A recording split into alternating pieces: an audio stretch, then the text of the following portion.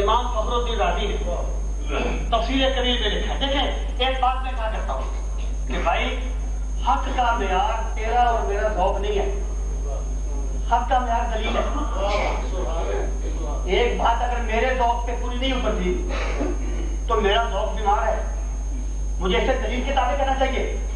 اور جب امام فخر الدین رازی دوسرے مسائل میں مستند ہے تو مقام مصطفیٰ کے بیان میں مستند کیوں نہیں ہے؟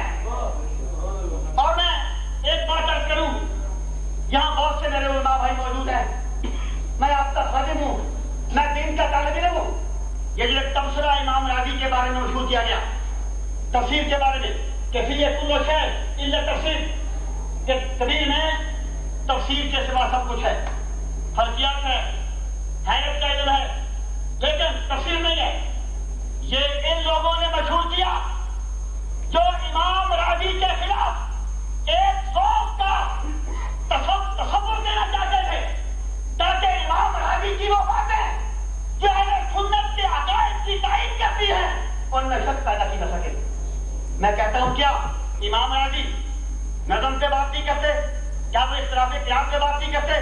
کیا وہ روایات کی لے کے آتے؟ کون سی چیز جو وہ نہیں لے کے آتے؟ تو امام رازی کے بارے میں یہ جو تصور پھیلایا گیا ہے یہ ایک سازش ہے، یہ ایک پلاننگ ہے کہ لوگوں کو امام رازی سے بدگمان کر دیا جائے تاکہ وہ چیزیں جو ہمارے عقائد کی ثابت ہوتی ہیں ان کو بطور دلیل کے پیش نہ کیا جا سکے. امام رازی نے تفسیر کبیر میں لکھا ہے، فرماتے ہیں کہ جب اللہ تعالیٰ نے حکم دیا کہ آدم کو سجدہ کرو، فرماتے ہیں پتہ کس لیے حکم دیا؟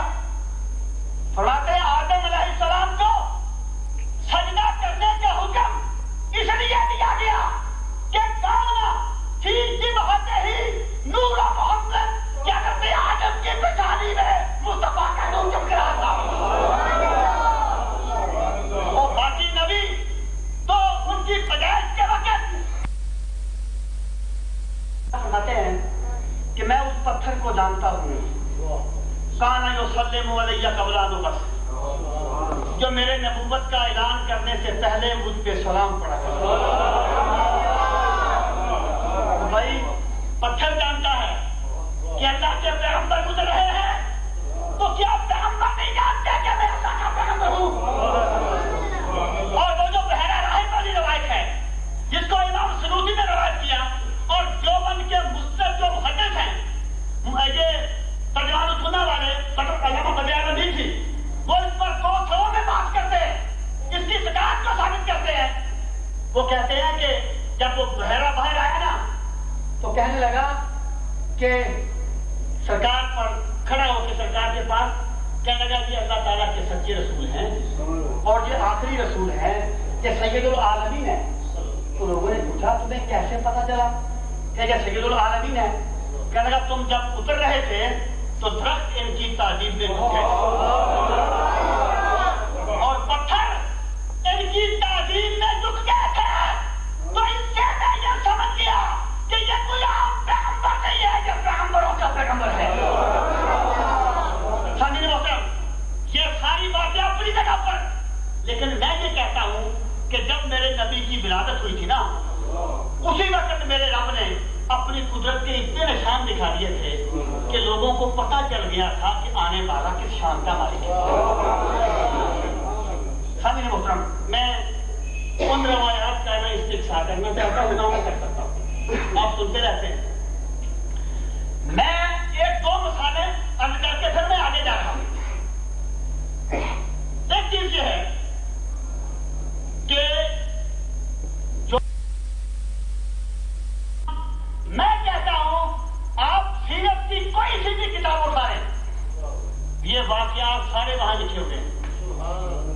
اگر امام سیوطی الاتقان میں مستند ہے، اگر امام سیوطی در منصور میں مستند ہے تو مجھے بتایا جائے کہ وہ القصائد الکبریٰ میں مستند کیوں نہیں رہے؟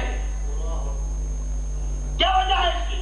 حافظ ابو نعیم بہت بڑے بہت بڑے فلم میں گئے ہیں، وہ کہتے ہیں کہ جس وقت سرکار کی ولادت ہوئی، جس رات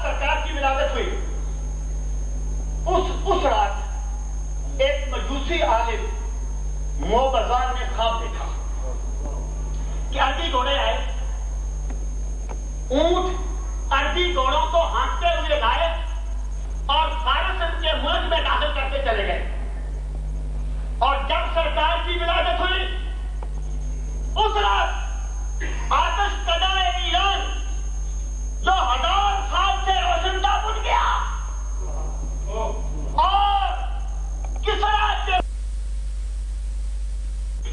تو میرے پاس اس لیے آیا ہے، کہے گا جب قرآن کی تلاوت عام ہو جائے، جب کسرا کے محل کے 14 چیگڑے گر جائیں، جب آتش کدہ ایران بن جائے تو پھر صدی کے لیے شام نہیں رہے گا.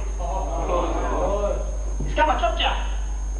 اس کا مطلب یہ ہے کہ جب میری سرکار کی ولادت ہوئی نا تو پہاڑوں میں رہنے والے جو ٹوکی تھے اور جو رائٹ تھے انہیں بھی پتا چل گیا تھا کہ کملی والا تشریف لے آیا ہے.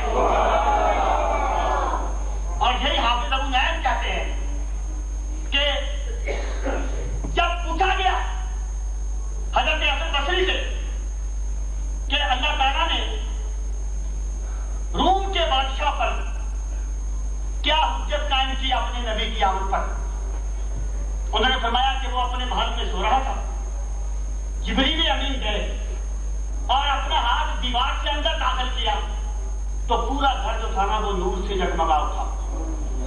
وہ گھبرا گیا. جبریل امین نے کہا گھبرا نہیں، اللہ تعالیٰ نے اپنے آخری رسول کو نہیں دیا ہے، ان پر ایمان لے آنا. اس نے کہا دیکھوں گا. یہ بھی حافظ ابو نعیم نے لکھا ہے. اور بھائی بے شمار ایسی روایات ہیں جن میں ایک روایت یہ ہے، میں بات کو ختم کرنا چاہتا ہوں، یہ حضرت فاطمہ فرماتی ہے کہ جب سرکار کی ولادت ہوئی نا، فرماتی ہیں کہ نور پھیل گیا اور ستارے اتنے قریب آ گئے کہ مجھے یوں لگتا تھا کہ مجھ پر گر پڑیں گے. وہ کسی نے کہا تھا کہ اتر آئے زمین پر چاند تارے، اتر آئے زمین پر چاند تارے، تیرا نقشے کفے پا دیکھنے کو، اور تجھے دیکھے نا کیوں سارا زمانہ، کہاں ملتا ہے تجھ سا دیکھنے کو. ستارے قریب آ گئے اور حضرت آمنہ فرماتی ہے کہ جب سرکار کی ولادت ہوئی تو ایک ایسا نور چمکا کہ میں مکہ میں بیٹھی شام کے محلات کو دیکھ رہی تھی.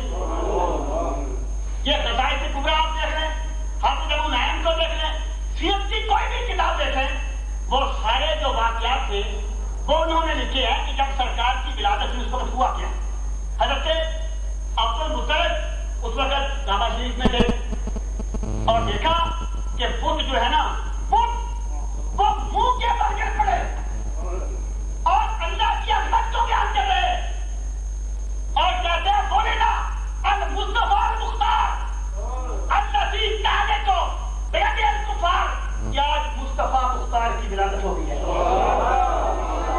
آج کفر ہلاک ہو جائے گا. وہ جو اقبال نے کہا تھا کہ کس کی حیبت سے صنم سہمے ہوئے رہتے تھے اور منہ کے بل گر کے ہو اللہ احد کہتے ہیں. تو بھائی کوئی تو ہوگا جس کی طرف